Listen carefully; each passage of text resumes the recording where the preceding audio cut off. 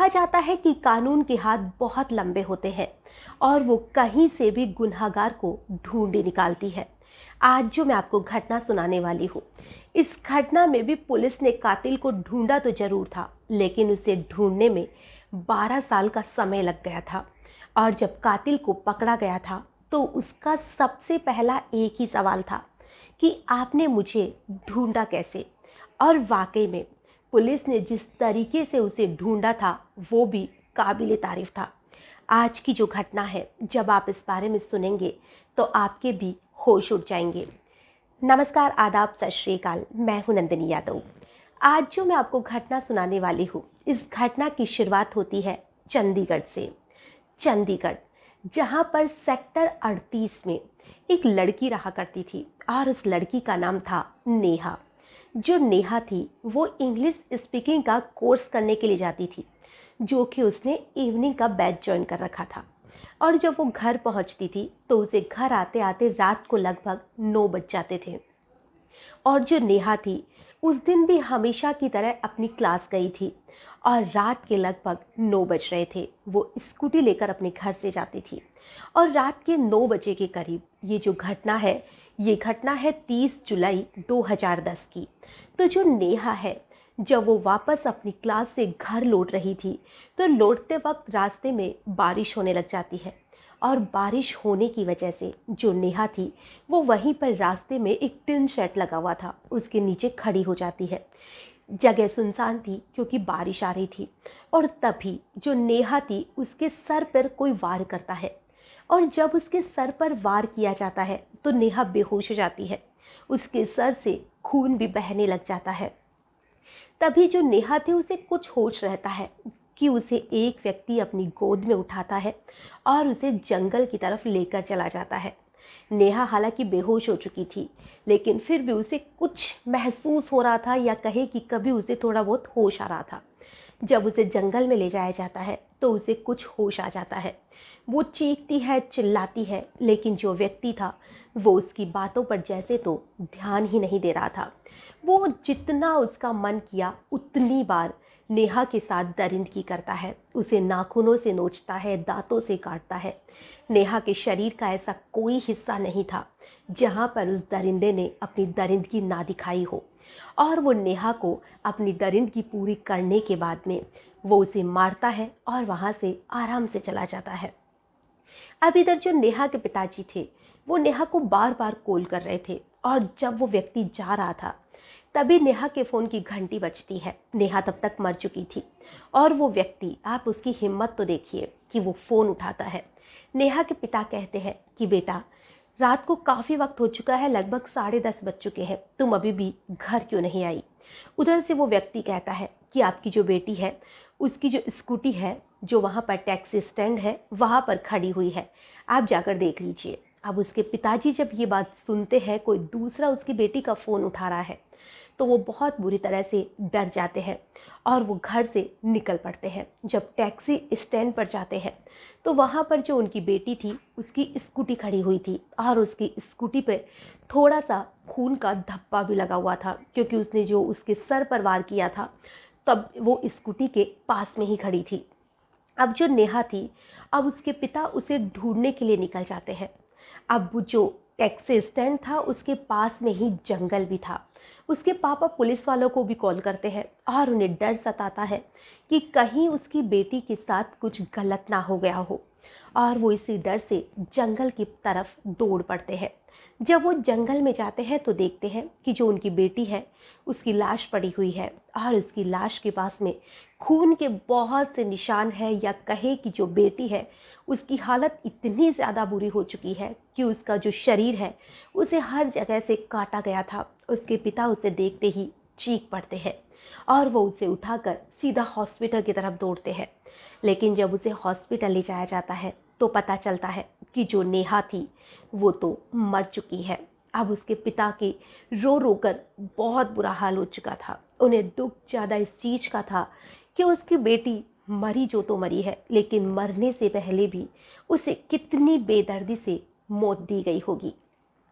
अब जो नेहा के पापा थे वो पुलिस में कंप्लेन करते हैं, और पुलिस में कंप्लेन करने के बाद में पुलिस कातिल को ढूंढने में लग जाती है। और जो पुलिस थी वो जितने भी उसके दोस्त थे, आस पड़ोस के लोग थे या जो भी थे, जिस पर भी शक था, जो भी बदमाश टाइप के लोग उस इलाके में रहते थे, हर एक व्यक्ति से पूछताछ करती है, लेकिन कोई भी उन्हें क्लू नहीं मिल पाता है। पुलिस लगभग 500 लोगों से पूछताछ करती है, लेकिन फिर भी पुलिस के सामने कुछ भी नहीं आ पाता है। जो मामला था वो कोर्ट में जाता है, लेकिन कोर्ट भी क्या फैसला सुना था, क्योंकि कोर्ट के पास कोई सबूत ही नहीं था। और ये जो पूरा मामला था वो अब एक तरह से ठंडे बस्ते में चला जाता है और इस घटना को सालों बीत जाते हैं। और फिर दिन आता है उसके बाद में, यानी कि जो केस हुआ था ये 2010 में हुआ था, और अब अगला केस होता है जुलाई 2022 में। उस दिन एक महिला थी जो अपने पति के साथ शॉपिंग करने जाती है, और जो इसका पति था वो अपना जो पर्स था वो घर भूल जाता है, और जो उसका घर था वो ज़्यादा दूर नहीं था, पास में ही था। तो वो जो अपना पर्स लेने जाता है और अपनी पत्नी से कहता है कि तुम खरीदारी करो, मैं कुछ देर में पैसे लेकर वापस आ जाऊंगा। तो जो उसकी पत्नी थी वो खरीदारी करती है, और उसका पति जब बीच में वो किसी काम से रुक जाता है और उसे आने में लगभग आधा घंटा लग जाता है। जब वो वापस आता है तो जो दुकान वाला है वो कहता है कि भाभी जी तो जा चुकी है। तब उसका पति उसे ढूंढता है कि आखिर वो कहाँ गई। घर जाता है, आसपास के जो रिश्तेदार वगैरह है उनसे पूछता है, लेकिन कोई भी पता नहीं चल पाता है। और फिर दूसरे दिन, यानी कि ये जो घटना है वो 11 जनवरी की है। 12 जनवरी को जो जंगल था जहाँ पर पहले नेहा की हत्या की गई थी, उसी जंगल में फिर से उसकी पत्नी मनप्रीत की लाश मिल जाती है। जब मनप्रीत की लाश मिलती है तो उसके पति का भी वही रो रो कर बहुत बुरा हाल था। अब जो पुलिस के पास जब ये सारा मामला जाता है तो पुलिस को पता चलता है कि ऐसा ही केस बहुत पहले भी हुआ था, जिसको लगभग 10-12 साल बीत चुके हैं। और मनप्रीत थी, उसे भी मारने का तरीका बिल्कुल वैसा ही था, वैसे ही दांतों से काटना, नाखूनों से नोचना, हर एक चीज़ बिल्कुल वैसे ही की गई थी। अब पुलिस वाले फिर से इस केस को या इस कातिल को ढूंढने में लग जाते हैं, और अब जो पुलिस वाले थे वो आसपास के लोगों से फिर से पूछताछ करते हैं। और अब की बार जो पुलिस थी वो सोचती है कि आसपास के जितने भी लोग हैं उनका ब्लड सैंपल लिया जाना चाहिए, क्योंकि अभी तक भी जो नेहा का सैंपल था वो उनके पास था, जिससे कि किसी का भी डीएनए अगर उससे मैच होता है या जो ब्लड है वो उससे मैच होता है तो वो कातिल को पकड़ सके। अब जो मनप्रीत थी उसका भी जो लाश मिली थी या उसके पास में थोड़ा बहुत खून भी मिला था उन्हें, जिसका भी पुलिस सैंपल लेती है। अब जब पुलिस सैंपल लेती है तो पुलिस ढूंढने के लिए अब कातिल को लग जाती है। अब जो पुलिस थी वो डॉक्टर का वेश बनाती है, यानी कि अब डॉक्टर बन जाती है।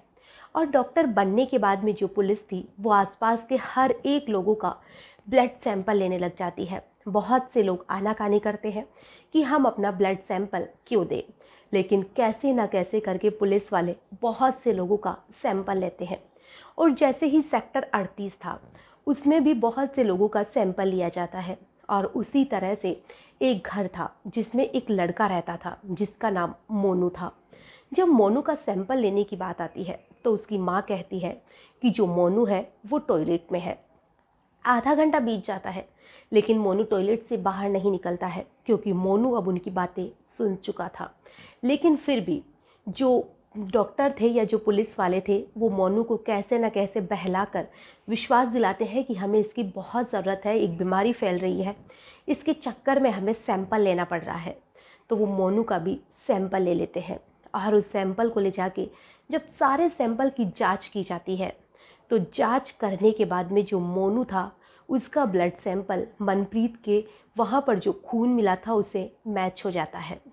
और अब उसके ब्लड सैंपल के आधार पर अब की बार जो पुलिस थी वो डॉक्टर बनकर नहीं बल्कि पुलिस बनकर मोनू के घर पहुंचती है। तो मोनू अपनी माँ से कहता है कि माँ, मेरे लिए खाना बना दो, अब शायद दोबारा से तुम्हारे हाथ का खाना नसीब नहीं होगा। क्योंकि मोनू जान चुका था कि जो पुलिस वाले हैं वो उसके बारे में पूरी बात जान चुके हैं। तो मोनू पुलिस वालों से कहता है कि सर, मुझे पकड़ तो लीजिए, मुझे अरेस्ट तो कर लीजिए, लेकिन आप मुझे ये तो बताइए कि आपने मुझे ढूंढा कैसे। तो जो पुलिस वाले थे वो सारी बात मोनू को बताते हैं कि उसे कैसे ढूंढा गया था। अब जो पुलिस वाले थे वो मोनू को अरेस्ट करते हैं, और अरेस्ट करने के बाद में उसे जेल भेज दिया जाता है। और मोनू के बारे में पता चलता है कि जो मोनू है पहले भी उसने ऐसी बहुत सी हरकतें की थी जिसके उसके केस उसके नाम से दर्ज थे। लेकिन जो मोनू था वो उत्तर प्रदेश का रहने वाला था और वो वहाँ पर मजदूरी किया करता था। तो पुलिस से ये चीज़ छूट सी जाती है और अब जो मोनू था उसे अरेस्ट किया जाता है और उसे जेल भेज दिया जाता है। आज की जो कहानी है इसमें बस इतना ही। फिर मिलेंगे किसी नई घटना में, तब तक के लिए नमस्कार।